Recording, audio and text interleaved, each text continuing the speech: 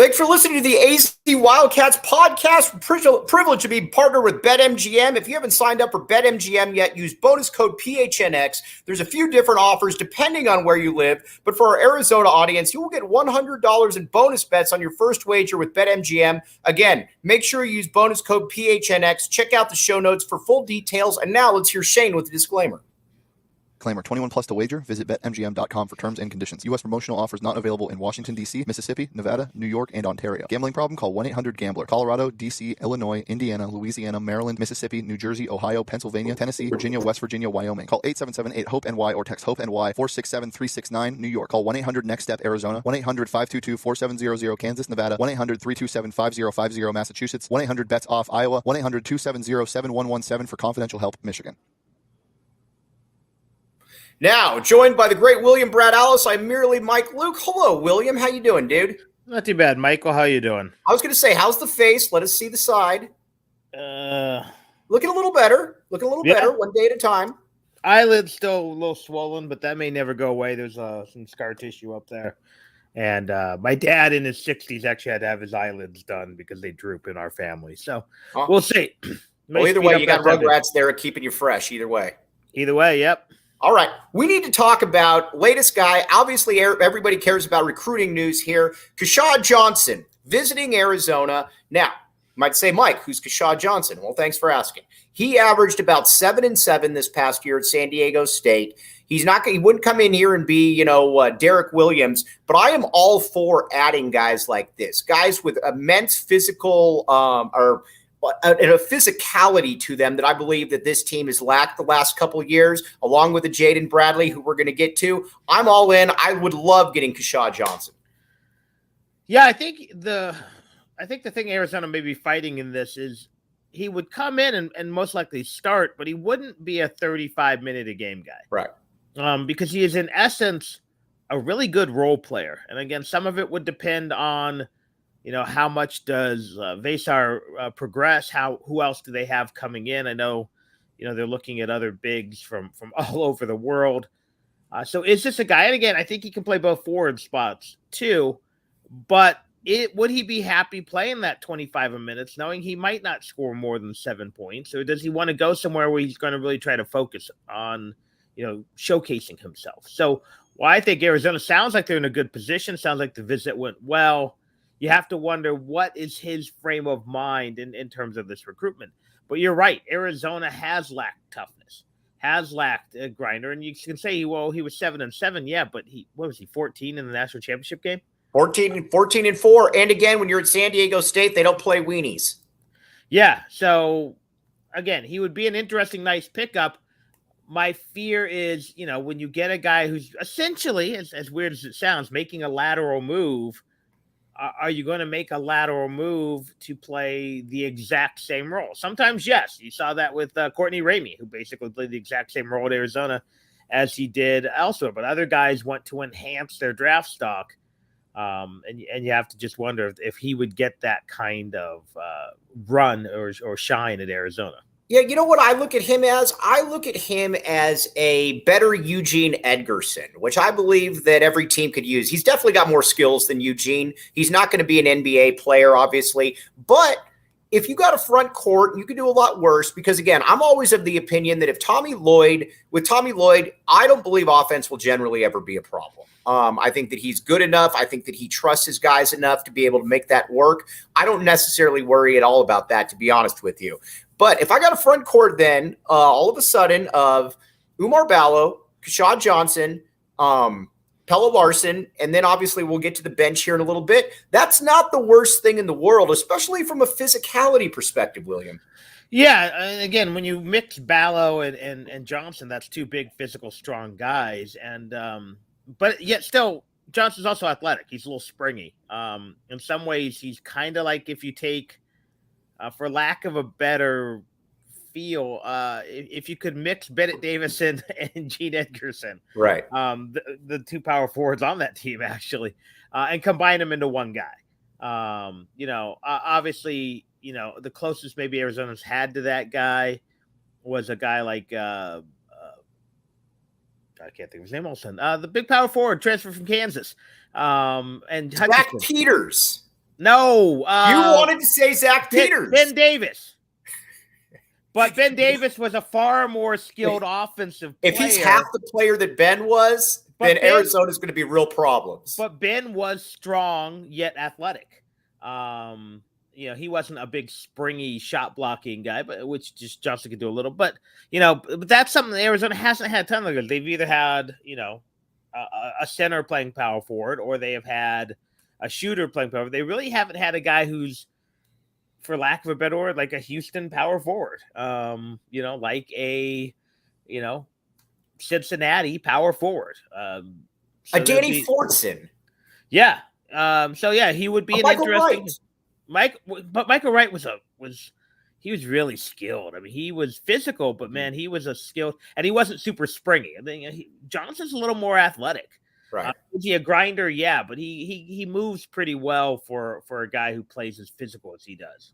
Okay, to answer Vincent Kwan, we're going to talk a ton of football here, but to answer your question, Gary Bryant will not be coming to Arizona. And quite frankly, I'm more than okay with that. I love the receiver room. Plus, they're recruiting Montana Lamonius Craig.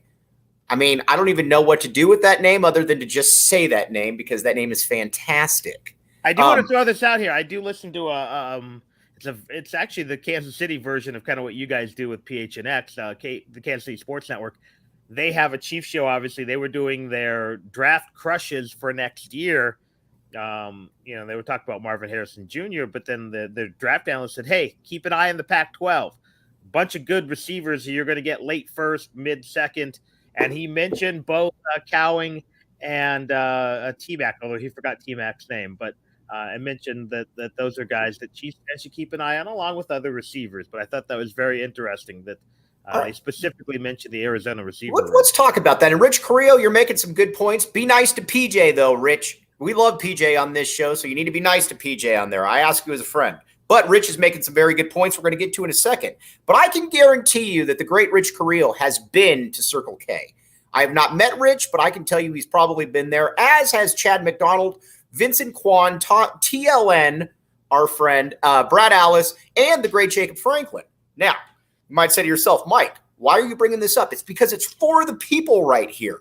The Circle K is for the people. And here we go. Make sure you're not missing out on all the great stuff. Right now, text PHNX to 31310 to join their SMS subscriber club and get a buy one, get one free offer on a 32-ounce Polar Pop. CircleK.com/store locator to find Circle K's near you. And, oh, geez. Now, you might say to yourself, oh, geez, look, William Brad Alice looks like he's in some pain right now. OGs is here for William Brad Alice. Have you thought about taking OGs for the pain, William Brad Alice? If I was in pain, it may look ugly. It doesn't hurt. Got to take a lot more than an eye injury. But yes, would consider it, yes. All right, let's say that you want to be like Jacob Franklin then and be cool. That's where OGs comes into play right here. You can get all different kinds of flavors, feelings you get from using them. Somebody who can use OGs. Again, find them at your local dispensaries at ogsbrands.com. Must be 21 and up to enjoy responsibly. All right, now, William, this is not an updated graphic, but a graphic nonetheless. Jacob Franklin, if you could pull up the roster right here. We have, this is who you have coming back right now. All right, now we're putting Jaden Bradley into that mix right there. So now, and Rich Carrillo's been talking about this for quite a while, about how you need more toughness in play. So let's talk about it a little bit from just a toughness perspective. You got Kylan Boswell and you got Jaden Bradley in the backcourt. Just from a toughness perspective, what do we think about that, William? Obviously you can't be a bunch of pushovers. I thought you were about to say something else. But I'm going to say this. You don't need to be Cincinnati or Houston. You need to be mentally tough. Right. And that's what I think this team has actually lacked. Because I'll tell you what, 97, with those guys, big, rugged, physical. Bibby could hold his own, but that was a finesse team. Right. But when the shots needed to fall, they were all mentally tough outside of Mike D. Michael D, and who might have been their physically toughest player, actually. Right. Yeah, you had Gene, but no one's going to accuse AJ Bramlett of being, even Umar Ballo. No one's going to accuse, again, Bennett Davison would jump out the gym, block shots. So while you do need an aspect of toughness, I far more want mental toughness than I want a bunch of brawlers.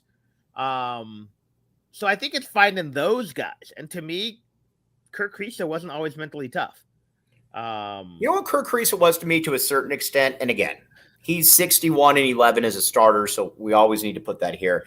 Kirk Kriisa to me was a little bit of a front runner in that regard, in that a lot of times when he started talking mess, Arizona was already up, or the game was kind of out of balance, or what always baffled me a little bit is like in the game against TCU when he's the worst player on the court and he's the one that's talking the most trash. Now, granted, you could say he was hurt, but that was the stuff that always rubbed me the wrong way with Kirk Kriisa. Yeah, whereas again, Boswell appears to me to be a guy who he doesn't seem to talk. He just puts his head down, plays basketball. And again, Is he physically tough? Yes, he is. But I think he's mentally tough. And again, get your shots ready for a 17-year-old to come in and play the role he did and should have played a bigger role in that last game. So that's what Arizona needs to do. They need to find mentally tough guys. They need to find guys who aren't going to wilt under the pressure. And I will say this, the last 2 years, how many leads has Arizona blown? Because they get comfortable. And again, I think some of that is on Kriisa. But, just look at how many times the game should have been over at halftime in Arizona. And sometimes they put those games away. I think San Diego State and Creighton are good examples of games. But those could have easily been 30-point wins. The ASU loss. Arizona's up big, and then they crumbled at the beginning of the half. That's what they need. And Carrillo's got, the thing. Again, Solomon Hill wasn't going to beat you up in a fight. TJ McConnell, Para maybe. But those guys were mentally tough. Jason Gardner was a guy who was mentally tough. Let me ask you this, Brad. How much of that giving up leads was due to a little bit of not having very good ball handlers? I'll just put it. I'll just be blunt about it. When you've got, and again, we like Pella on this show. My bad, Pella. As you all know, I was wrong on Pella. So anything I say about Pella Larson, take with a grain of salt. But when teams started pressing and trapping at the end of games, and you got Kirk Kriisa and Pella Larson as your ball handlers, that's never something that I felt comfortable with, William.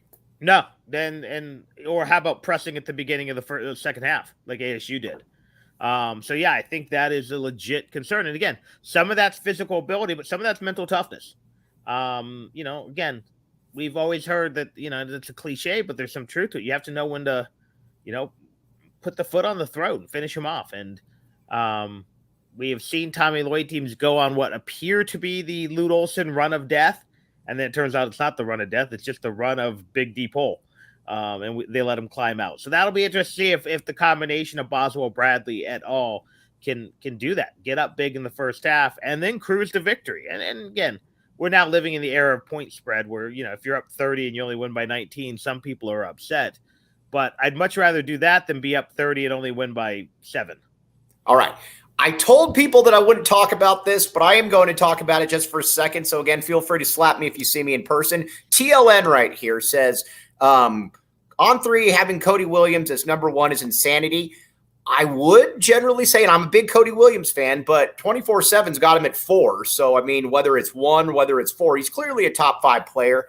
Cody Williams, to me, and again, maybe he would have never come here, but that's always the importance of getting in on kids early. You don't wait till Mike Bibby gets his second state player of the year to start offering him. Yeah, when you got a kid in state that checks off all the boxes, in my opinion, Brad, you offer him and you recruit him. You recruit him as such. And that's why last week was important for Arizona. They offered a lot of Williams' kids. son, and then they offered Cameron Holmes, who's, if you remember, Deron Holmes' little brother. And they've been in on Koa Pete for a while. And those appear to be the 3 best kids in the state who are legit in-state kids, not these guys coming in senior year to go play for whatever prep schools are still open. Indigenous to the state. So I think that is important. And again, I think in some regards, Tommy has to be able to read the room. And I think it's okay to offer a kid you're not 100% sure on, especially if the kid's not going to take the offer right away. Again, case in point, I don't know how good Monty Williams' son is. I know he's good. But I don't think he's going to decide right away because he doesn't maybe know where the family's going to be living 2 years from now. They could also be Arizona legends by the end of this playoff run too. But I think it's okay to offer those guys because, again, they're most likely not going to commit right away. Now, do I want them throwing out 1,000 offers? No, I like the idea of making this Arizona offer a very premium thing, but not at the expense of turning off a kid like they did, I think, a little bit with Cody Williams. Oh, that was always going to be a weird recruitment. I think that probably was a recruitment, especially like everybody said, when you end up in Colorado, that's, and you're the top player in the country, you're obviously a little bit different. My whole thing with him, though, is just when you see, I'm a big fan of lineage. I'm a big fan of when you come from an athletic family, that always to me is going to be a little bit more of a point. And that's where I think Koa Pete comes into play right here. Let's talk a little bit about the in-state recruiting. Well, look at all three of those guys we've just talked about. They're all legacies.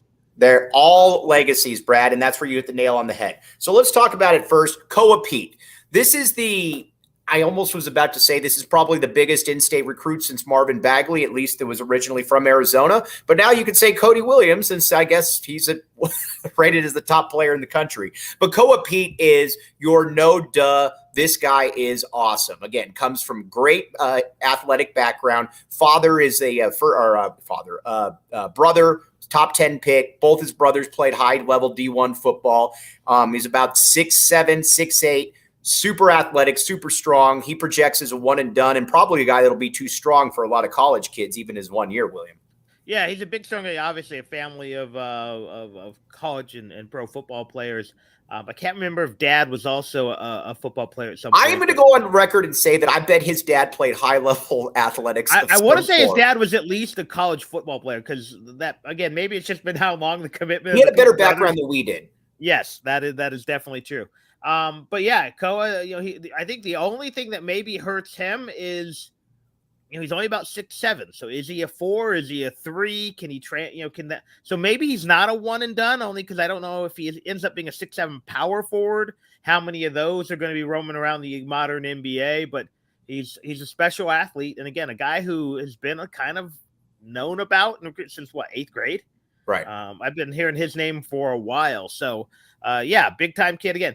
He may be a tough kid to keep in state. Obviously, I think it's always harder keeping the younger brothers, especially when the bigger brothers have gone off into the world, than it is with the eldest, who's sometimes a little more sheltered. Mm-hmm. But yeah, it's an interesting recruitment, certainly. All right. Now, then you got Cam Holmes again. I believe the Arizona, and again, I was a big fan of Deron Holmes coming out. He to me is the epitome of the kid that you offer. Here's my thing with Arizona people, and I always get accused of being in-state bias. Well, guess what? I am. Because when I believe that in Arizona, there's a couple different things. That when you have good players and you can identify them early, you jump on those guys. And because again, like a Deron Holmes to me was an easy offer because you knew he was 6'7", he was 6'8", he was, he was going to be able to block some shots. Worst case scenario, he was going to be a rotational type big. And with the way that Arizona is exploding in Phoenix, and none of these kids want to go to ASU, to me, that is the easiest thing in the world, is to be able to prioritize those in-state kids and try to make that an assembly line there, William. And I'm not sure Deron Holmes would have come to Arizona if it was that whole transition into the Miller era where there was a lot of doubt about the program. I think Arizona still ended up finishing second or third for him. That being said, the little brother may be better. I know he was pretty spectacular last weekend at the events. He's a smaller, a little more athletic player. So I think he is, again, another very interesting recruit. And again, someone that Arizona already made inroads in the family. I know from the rumblings, dad likes the program at Arizona, and so we'll see. But certainly very intriguing. Again, seeing also the second. Go down the list of Arizona, especially small forwards for some reason. Most of them's big brothers were all pretty great players. Whether it was Andre's brother, whether it was Rondé's brother, I think Corey Williams' brother played at a pretty high level. So a lot of these guys come from these really athletic families. Yeah, and then you mentioned Elijah Williams as well. Now, he's even a year younger right there. So he was 2026 out of Scottsdale. But again, another guy, 6'5", 6'6". And what I think all these guys check out is their background. Now, I get sometimes you got situations you just don't want to deal with. We'll use Jaheed Carson for an example. A lot of stuff going on there. Not a bad kid, not a bad family by any means. Just just a different situation. Probably best to let him go to ASU and hang out with Jacob Franklin. But these kids, they all check out. I mean, they all come from athletic backgrounds. You all know the family inside out. Those to me are the easy offers. You look at it, and I think the interesting thing about, again, knowing Monty Williams and his character, you've got a kid who's been raised around the pro game, who has been surrounded by pros, much like I think, the Curry brothers. Little less spotlight on him, and maybe not with, by the time he gets, blows up. But you look at even Doc Rivers' son, who's been a good pro, but he was like the number one kid in the class when he and Matt Carlino, ironically enough, Gilbert Highland, from when they were in 7th grade. You look at the stuff going on with Bronny James, it's a circus. Williams isn't going to be a circus. First of all, his dad's not going to let it happen. That's he's a very humble guy, for a guy in such a big spotlight. But you're getting the best of both worlds. You're getting this kid who's been raised around the pro game, who's, probably shot around with Devin Booker before, has shot around with CP3, who I'm sure is getting good instruction from dad. But you get that without some of the glitz and glamour that has surrounded some of these guys. And again, at the end of the day, a lot of these guys work out and they are grounded for considering the lifestyle they live. But you can look again across the spectrum, whether, again, my guy, Patrick Mahomes, who was raised around the NFL, and these guys know how to handle themselves. And I think as much as a lot of people are bashing Bronny James and USC, I don't think Bronny himself is going to be the distraction. It's going to be the media. It might even be LeBron, but I think Bronny James is going to handle himself like a pro there. He just has maybe a little too much of a spotlight on him. But I think, again, is there an odder connection than LeBron James and Andy Enfield? How about with USC winning 2 of the biggest high-profile recruitments of the last 20 years? Bronny James and OJ Mayo. Yeah, and you got to put in there too. And that's not even mentioning a kid like an Isaiah Mobley that was the number 1 player in the class. Yeah, but Evan Mobley, excuse me, sorry. Well, yeah, no, but those weren't quite as. I mean, the spotlight was on OJ Mayo from the time he was about a 7th grader, and that was a big name. Right. Obviously Bronny James, and I hate calling him Bronny. Can we just call him Bron or something else? Bronny just That's his name. We go by his name. It just sounds like, it's a paper towel. Come on. But either way, that's stupid. That's funny though. But infield, I don't know, because infield's going to let him run around and do what he wants. So right. But you know what? It makes sense because you're in LA. I'm sure the NIL was decent. You're going to be on TV, but you don't have to put up with Mick Cronin and that style, which would stifle a kid like Bronny James, I think. Right. Back to Arizona for a second. Gone to Long Beach State, played there, and been the guy. What I do like about, though, what Tommy Lloyd is doing, at least with these targets, though, is that he's adding some toughness and he's adding some ball handling. Jaden Bradley, obviously some toughness and some ball handling right there, which is going to help against the press. If you can get a Keshad Johnson in here, again, not a 3-point specialist, but nobody's going to push him around. That, to me, is a great coach looking to learn and maybe push up there a little bit. Again, we use the example of Lute Olson, who started with the Tucson Skyline, then went 3 guard, and then realized, you know what I really like? 6'7" wings, and rode 12 straight 6'7" wings to the NBA or whatever it was. But he was always reinventing, sometimes negatively. I think he saw what Coach K did with some of his coaching staffs and moved on from really good instructors to really good recruiters who were young and had that lineage. I don't think that worked out for him. Give me 3 Rozes or 3 Tensions or 3 J. Johns every day of the week. Right. But, Lute was always reinventing, which is weird because you look at him and you would think, no, here's this stuffy old man. Guy was always trying new stuff. Whereas Sean Miller, not as much. So I think Tommy Lloyd, again, is much more willing to tinker and play around with things and find what works. And he's only in year 2. So lot of growth for Tommy Lloyd as well. All right. Now, one place that doesn't need growth because it's already there in TLN, I'm going to give you somebody here in just a second. But tap and bottle. You do not need to worry about his tap and bottle already there. They already are there. And that's because Scott and Rebecca do a great job. As you know, check out the downtown location or the north side. We will be having our away game watch parties coming back up for football and for basketball as well. But do yourself a favor, support local. You might even be able to get some Four Peaks right there. And again, with the way that Keshad Johnson possibly taking over for Azuolas Tubelis, a fifth or fourth peak, or is it a replacement peak, or how do we? Are they going to add another Euro big too? Who knows? And TLN, there is another player out there. You could probably go on Twitter and find it out. We're not putting his name out there because we don't do that, but it's been put out there. And Pins and Aces. All right, William, do you golf at all? No. All right, I've tried golfing again. I stink. But you know what? Pins and Aces is here to help me. And it's not here to help me with my golf swing. It's here to help me look cool. All right, best golf apparel. Oh, you didn't say, do I want to look cool like a golfer? You said, do I golf? All right, well, you know what? It answers your own question there. You do want stuff that'll make you cool. Yeah, so maybe I need some Pins and Aces. So check it out. Pins and Aces, best golf apparel accessories out there. Use code PHNX for 15% off your first order. And again, check out pinsandaces.com and use code word PHNX to receive 15% off your first order and get free shipping. That's pinsandaces.com. Also, click the link in the show notes to sign up for Keeping It 100 golf tournament at Dobson Ranch at 526. Free Pins and Aces PHNX collab polo with sign up. There will be games, prizes, etc. And you might even be able to see Jacob Franklin up there as well. So again, check it out, Pins and Aces. All right, Brad, Rich Carrillo right there. He says, Rodney Tension just got hired at St. Francis. Oh, interesting. I did not know that. I didn't either.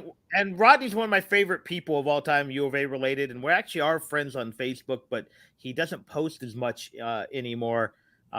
I know he had a little bit of some health issues, but is his greatest? Someday I will come on and do my podcast and tell you some Rodney Tension stories that will have you all rolling. Is his greatest find Gilbert Arenas? Yeah. Mm-hmm. Although he was vital in a lot of those recruitments. He was vital in the recruitment of Hassan Adams. Right. Most of those California kids. And notice Arizona kind of quit losing as many guys to UCLA and Kansas when Tension came on board, and that's not by accident. That's a good point right there. Now, let's see here. Mario Mesa says, if Johnson wasn't going to his Kentucky official visit, I'd be excited about it going to Zona, but now it worries me. He could probably start. Yeah, see, that's kind of the thing. You're going to find out what exactly you want right there because, I'm not going to speak for Kentucky. I'm going to speak for Mike Luke, though. Keshad Johnson's not starting at Kentucky. That's not the kind of player that John Calipari brings in. I mean, heck, if Reed Travis went to Kentucky and was essentially just kind of meh, I mean, Keshad Johnson ain't going to be that guy either. I mean, it'll be interesting to see what he wants, but I think as far as a fit and playing time, Arizona can offer him a lot more. In a weird way, like I think some of the shine's off Kentucky. I mean, you're seeing a lot of guys who can't get much run there go elsewhere and really shine. I got a better one for you, Brad. Listen to this. So I was talking about this with a friend of mine. If I am in the NBA draft and I have a mid-round pick, I am always choosing the guys at Kentucky that didn't play much.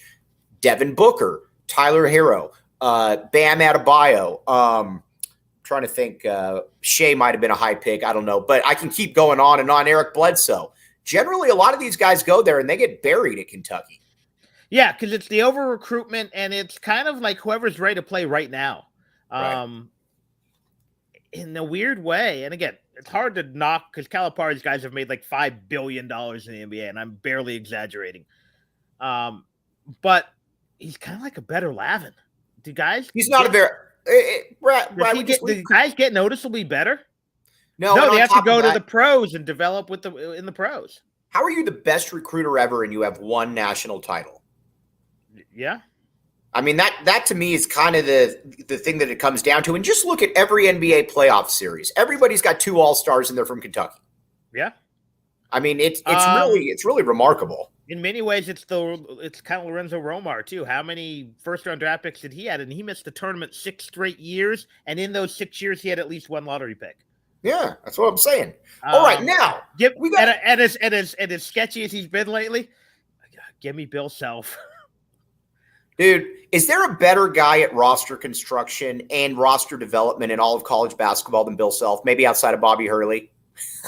Jacob Franklin, that was for you. No, because here's the thing. Bill Self can get a bunch of 5-star guys, and then he can find 3 guys who want to stay 5 years or 7 But the years. guys that he gets, the National Players of the Year types, they're your Frank Masons that's committed to George Mason, or Devontae Graham, who's an Appalachian State, or a Jalen Wilson that's a top 60 recruit. What he does with his player development and roster construction is next level. Yeah, for every Josh Jackson who was he has a Frank Mason who was there, 5 years, or Perry Ellis who was there 157 years. Perry Ellis. Or Lightfoot from Phoenix, Right. who I think played 19 years at Kansas. Only 6 years.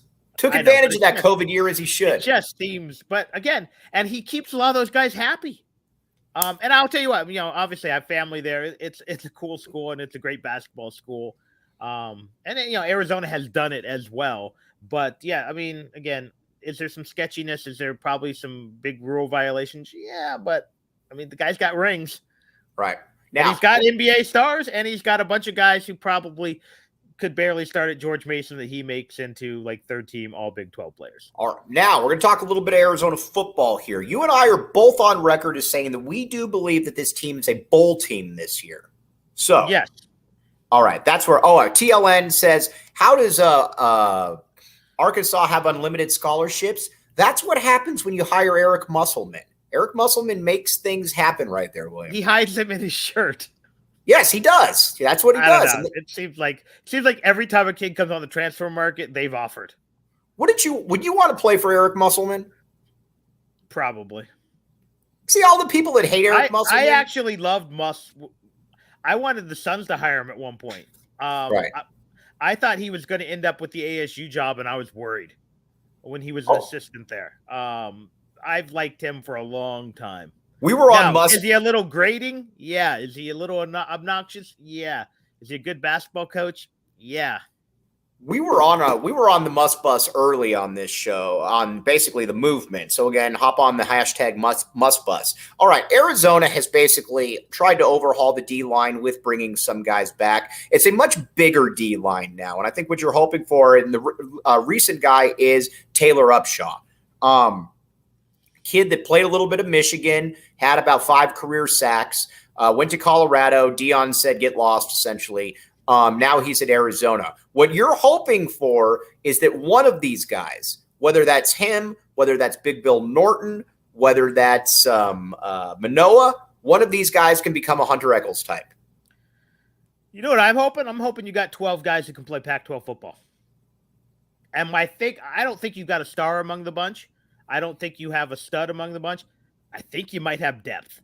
And at this point, if Arizona can competently stop the run, put enough pressure on the quarterback, and you're still going to have to mix in blitzes and things like that. But when you start reading off these names, I think they got a lot of guys who can play. I don't think there's any stars. I don't think you got a 9-sack guy.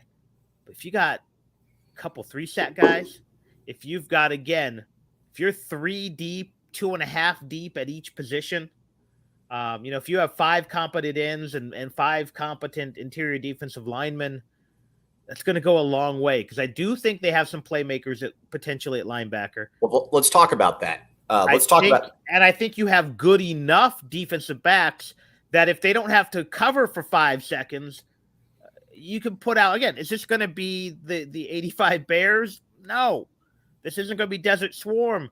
But can it be mid-era Mike Stoops defense? Maybe.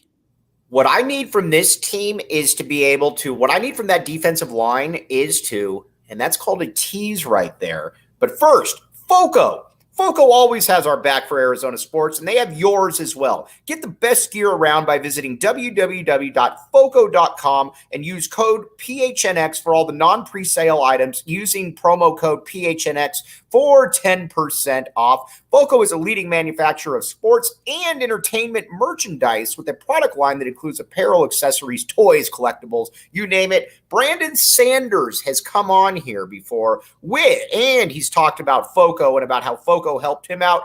Listen, Brandon Sanders, outside of maybe Chuck Levy's the hardest hitter in school history. If he rocks FOCO, you should rock FOCO.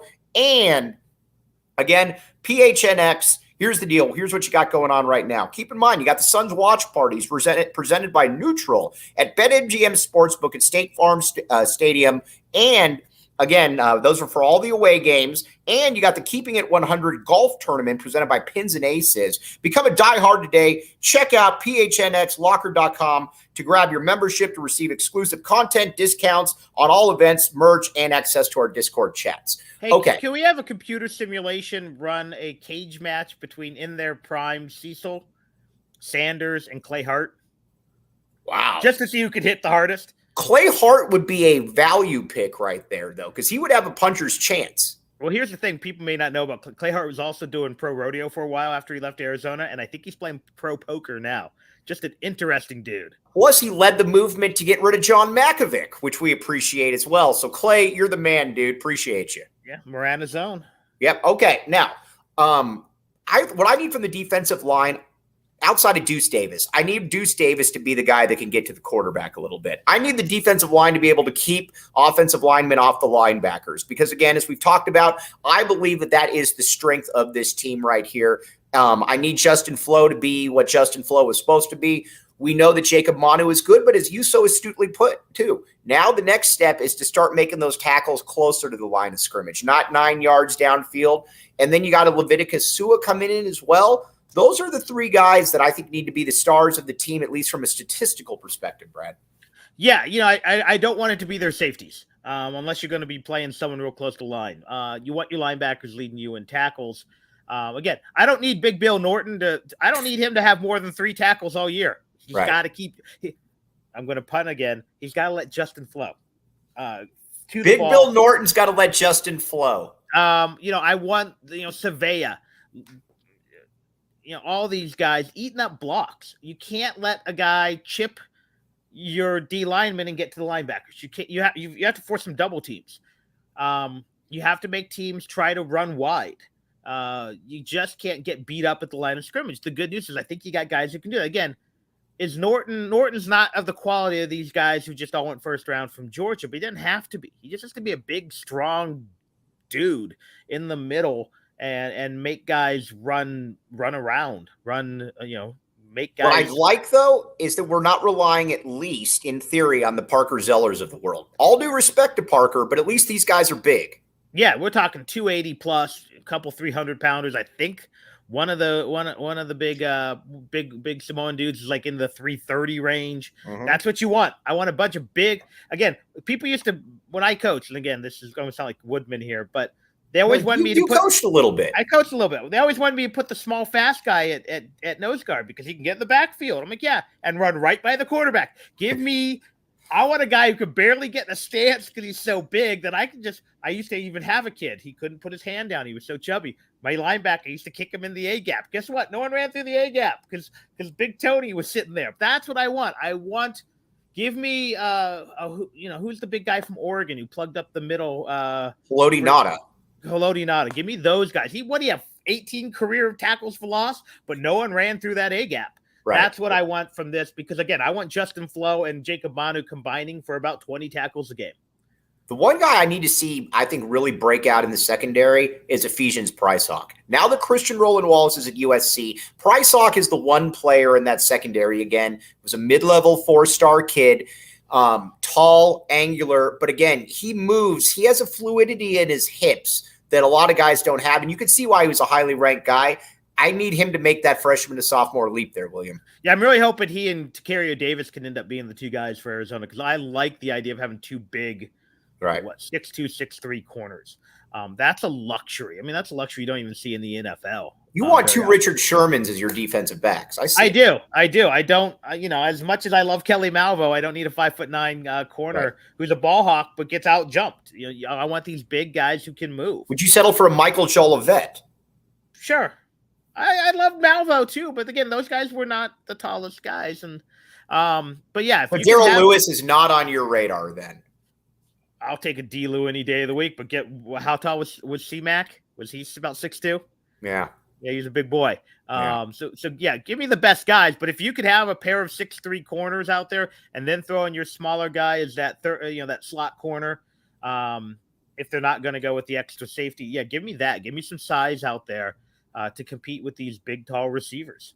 All right. Speaking of big, tall receivers, Jacob Franklin, if you could bring that pass catcher thing up here again, the little graphic we got. I like this graphic because William brought it up earlier today. All right. I think T-Mac is going – I don't know if T-Mac's going to be a first-round pick. A lot of that's going to be based on how he runs. But, Brad, looking at the conference, looking at how Arizona's going to play, I believe that T-Mac is probably going to be good for over 1,000 yards and 11 or 12 touchdowns, barring injury. I think those are realistic expectations for that young man. I think basically you transplant what's his face's Singer's numbers given to him, maybe even a little bit better. Yeah. Because again, I think you're gonna have a better offense this year than you did last year. I think you're gonna have a better line. So yeah, I think it's very realistic that you could have 2,000-yard receivers. I think you could see McLaughlin go for about 600, and then a couple of these other guys be in that 400 or 500 range. Do you think Tanner McLaughlin can play in the NFL? I do. I don't think it's a sure thing. And again, tight end is a weird position to project because we've seen some guys who were great college tight ends who didn't get a sniff, a guy like Brad Wood, and then we've seen some guys who were just didn't seem great. And who Mike Lucky, 6 years in the NFL. Who was the kid? Lewis. He was like the third string tight end at Arizona. Was a third-round draft pick of the Houston Oilers. Played a couple years. So you never really know. Tight end's a weird position.